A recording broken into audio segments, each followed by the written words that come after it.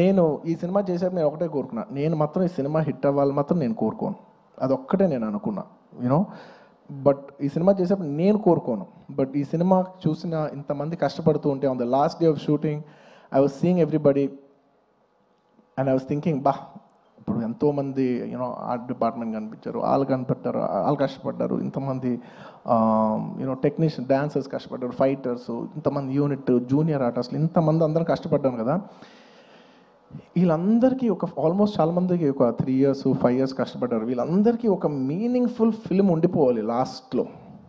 ఒక లాస్ట్లో ఇదంతా 5 years సినిమా పోతే అబ్బా ఒక 3 years వేస్ట్ చేసుకున్నాం అండి, 5 years లైఫ్ పోయింది, ఇలా ఒక నెగిటివ్ మొత్తం ఈ హోల్ 5 years ఎక్స్పీరియన్స్ ఒక బ్యాడ్ ఎక్స్పీరియన్స్ కానీ గుర్తుండిపోద్ది.